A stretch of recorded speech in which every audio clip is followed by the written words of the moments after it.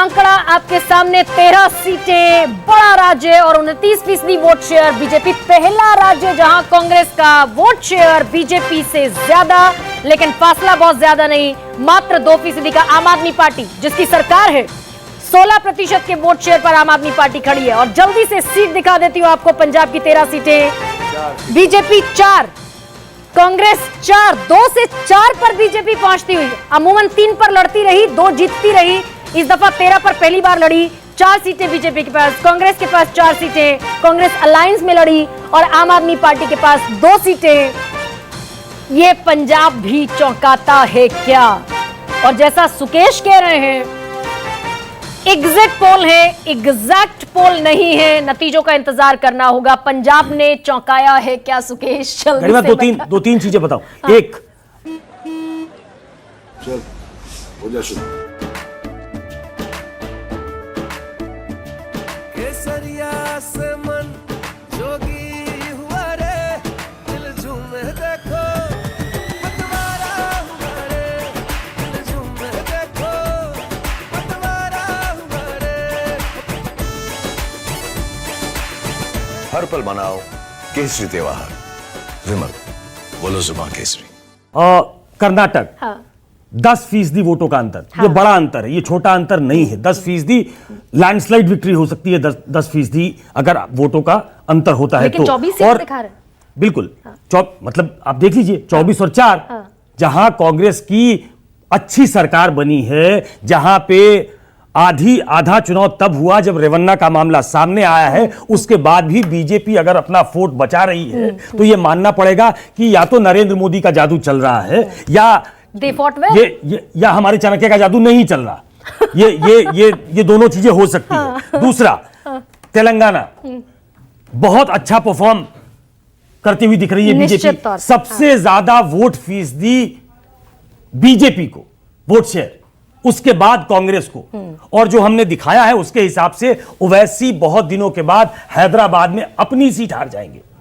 12 सीटें अगर बीजेपी जीत रही है, 5 सीटें अगर कांग्रेस जीत रही है, मतलब बीआरएस 0 और ओवैसी भी हैदराबाद में अपनी सीट नहीं जीत पा रहे हैं। यह बहुत बड़ा एक स्टेटमेंट है जो कि वहां के लोग भी शायद इसको मानने को तैयार नहीं होंगे। इसका मतलब यह बड़ा स्विंग है। नरेंद्र मोदी का ऐसा जादू है जो शायद आम लोगों को नहीं दिख रहा था। पंजाब में जितनी सीटें, मैं जो एक एक चीज मैंने लिखी है वो बता देता हूं। पंजाब में जितनी सीटें बीजेपी लड़ती थी उससे ज्यादा सीटें जीत रही है। पंजाब में सबसे ज्यादा वोट शेयर 31% कांग्रेस का और 29% बीजेपी का।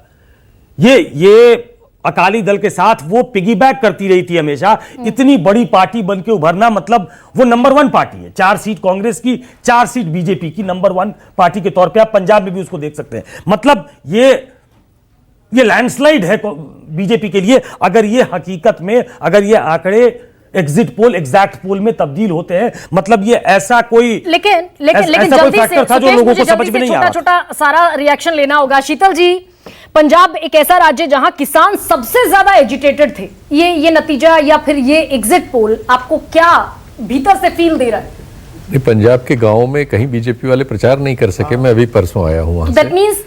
वहां पोस्टर लगे थे और उनकी हिम्मत भी नहीं थी, वहां पिटाई हो सकती थी, बहुत विरोध था। अब बीजेपी वहां सिर्फ 3 सीटों पर मुकाबले में थी। अब वो कैसे 4 जीत रही है मुझे नहीं पता। प्रतिशत इतना आप दे रहे हैं ये भी थोड़ा आश्चर्यजनक है। हो सकता है भाई, कई बार ऐसे होता है कि उनका ही सही हो, हमारा गलत हो, ऐसा हो सकता है। हाँ। लेकिन अगर ये गलत है तो काफी गलत है, क्योंकि दूसरा भी मैं देख रहा हूँ। कर्नाटक में बीजेपी को जो बेस्ट ऑफ द बेस्ट था 2019 में भी इससे 2% वोट कम मिला था। और तब कांग्रेस से वो 20% आगे थी, तब उसे 25 सीट मिली थी। कर्नाटक आपका, मुझे बिल्कुल श्योर हूं कि बिल्कुल गलत होने जा रहा है। कर्नाटक, तेलंगाना और आंध्रा में एक दूसरा फेनोमेना हुआ है जो बहुत सारे सर्वेक्षणों को गलत करेगा। वो ये हुआ है कि वहां स्त्रियों में जो एक चीज मध्य प्रदेश में हुई वही वहां हुई है। स्त्रियों के लिए 2000 रुपए उनके अकाउंट में जा रहे हैं। स्त्रियों का वोट सर्वेज में नहीं आता। और आप देखिएगा कर्नाटक में, कांग्रेस बीजेपी को हराएगी। मैं बता रहा हूं, मैं भी कर्नाटक का जिक्र कर रहे हैं आप। जी, एक एक करके आ रहा हूं। हाँ। जैसे पंजाब का मैंने बताया कि आपने में थोड़ा सा बता दीजिए।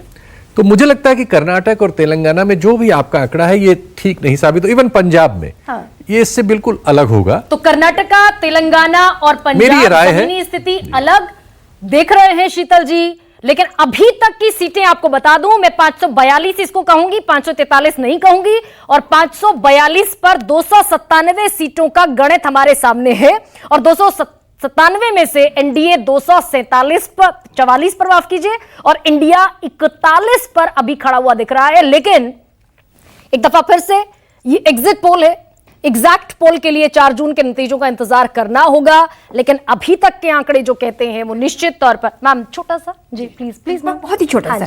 देखिए आप जो बात कर रही है ना, इस वक्त आ गया है ये देखने का कि भारत क्या कह रहा है। हम आप लोग प्रदेशों की करें, देखिए ये अमूमन करीबन 60 करोड़ भारतीयों ने वोट किया होगा। अगर हम प्रतिशत लेंगे 60% वोटरों ने वोट किया तो करीबन 60 करोड़ भारतीयों ने वोट किया। उसमें से अगर हम कहें कि 60% ने भाजपा के लिए वोट किया तो वो सीधा हो गया 36 करोड़ ने भाजपा के लिए वोट किया। लेकिन 24, 25, 26 करोड़ लोगों ने भाजपा के लिए वोट नहीं किया, इसलिए तो ये वोट भारत बदल गया है, ये कहना चाहती हूँ। लेकिन क्योंकि 4 जून का इंतजार तो मैम करना होगा, 5 जून का करिए, भारत बदला हुआ नजर आएगा। 5 जून का ये बड़ा रिमार्क है नलिनी सिंह का। मैं एक छोटा सा ब्रेक ले रही हूं और तकरीबन आधी से ज्यादा सीटों का आंकड़ा आपके सामने है और आधी सीटें अभी बाकी हैं। इस छोटे से ब्रेक के बाद news 24 today's Chanakya Lok Sabha analysis लगातार चल रहा है।